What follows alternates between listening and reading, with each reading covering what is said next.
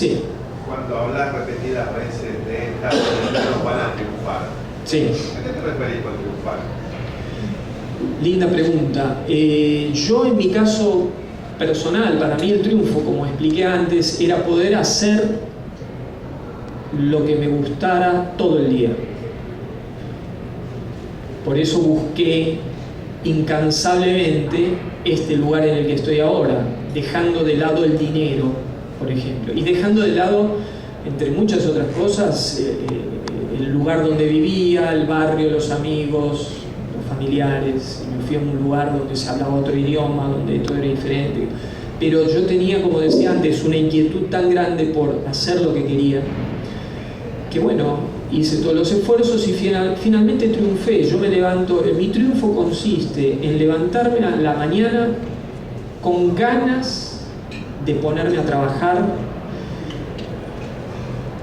y son las 12 de la noche y me voy a dormir porque hay que irse a dormir, porque hay que levantarse a las 7, pero si no seguiría haciendo lo que estaba haciendo porque me apasiona. Ese es mi triunfo. Obviamente viene acompañado con que hay una respuesta de ciertos clientes y hay una respuesta del público que me permiten vivir, o sea, me permiten tener dinero para pagar mis cuentas, ¿no? Entonces ese conjunto de cosas es lo que a mí me permite, es lo que yo llamo el triunfo. Por supuesto, la mayoría de las personas a las que le haces esta pregunta van a decir o van a relacionar el triunfo con cuestión económica. Si ganan mucho dinero van a decir yo triunfé. Y no está mal, cada uno tiene por supuesto sus propósitos y sus metas. Mucha gente disfrutará con tener un auto o dos y tener una casa en la playa, y con eso el tipo dice yo triunfé y está fantástico. En el caso de un artista, como bueno, lo que me ocurre a mí en concreto, que tengo esta necesidad de pintar ciertas cosas. Después, si quieren, hablamos de por qué o de dónde o qué sé yo, eso ya es una historia más que va más hacia otros lados. Pero bueno, que yo tenía esta necesidad, cubrir esta necesidad para mí era primordial. Y después, cuando vi que esa parte que me pertenecía era compartida por cierto público que me compraba libros o láminas, bueno, ya la felicidad fue completa. Así que bueno, en gran parte lo que estoy haciendo ahora, por ejemplo, es compartir esa dicha, no es mucho más que eso, ¿ok? Y si les sirve a algunos de ustedes alguna historia, algún consejo, compartir algunas experiencias, mejor todavía. Me encanta compartir y me encanta ayudar, y sobre todo estando en Argentina, que es el lugar de donde yo salí. Y muchas veces, bueno, en Argentina, digo, si yo salí de acá en la peor situación, en épocas donde no existía internet, donde tomarse un avión y viajar 11.000 kilómetros era como hoy irse en barco al Polo Norte sin saber dónde vas a dormir y no saber si vas a volver. En esa época era así. Si yo lo hice, y les voy a decir más, en realidad me fui a vivir a Barcelona, pero en realidad yo trabajo para Estados Unidos en el 95%, pero no me fui a vivir a Estados Unidos, ya me quedé en Barcelona. Con lo cual, más difícil todavía.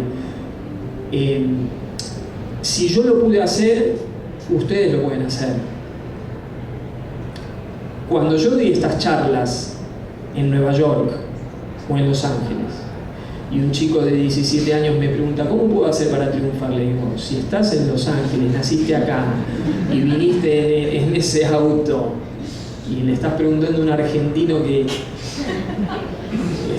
está todo mal. Sin embargo, obviamente, una de las cosas que yo comprendo que le está sucediendo a ese chico es que también el exceso de información, el exceso de recursos, incluso monetarios, incluso el hecho de haber nacido en una familia rica, pueden ser obstáculos.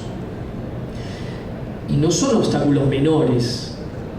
Quiero decir, si yo tuve todos esos obstáculos que les acabo de contar, tal vez un chico, no tal vez, yo di muchísimas charlas, porque fui invitado durante todos los 90 y 2000 y hasta ahora a Alemania, que me invitaban 3 veces por año a hacer exposiciones, a hacer conferencias, en ferias, porque los alemanes organizan ferias y organizan cosas de una manera, por supuesto, perfecta. Y yo me encontraba en estas situaciones en Alemania muy a menudo. Y resulta que los alemanes tienen este grave problema. Todo es tan perfecto, todo es tan programado, que un chico de 17 años, sus padres ya saben lo que él va a hacer cuando tenga 50 y cuando tenga 60.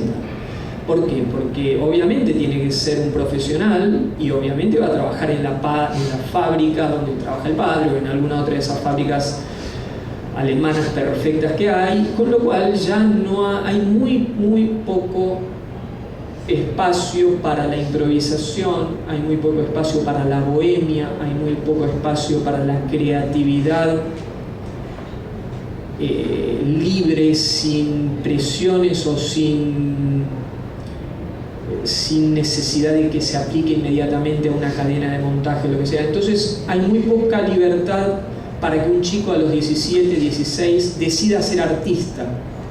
Por eso también los alemanes organizan un montón de eventos en los cuales invitan a un montón de artistas extranjeros, porque no los tienen ahí, o no los tienen de ciertos niveles.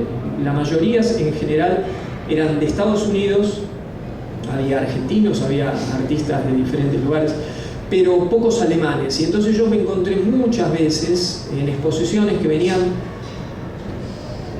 personas de 50 y pico de años y que me decían: mira, realmente me encanta lo tuyo, me apasiona, y yo quería hacer esto cuando era joven, pero me tuve que convertir en un ingeniero y trabajé toda mi vida de ingeniero y me va muy bien, pero ahora me doy cuenta que realmente esto era lo que me apasionaba y me gustaría volver a retomar. Quiero decirles con esto que no es menor ese problema con respecto al problema de no tener nada. O sea, no tener nada es igual a tener demasiado.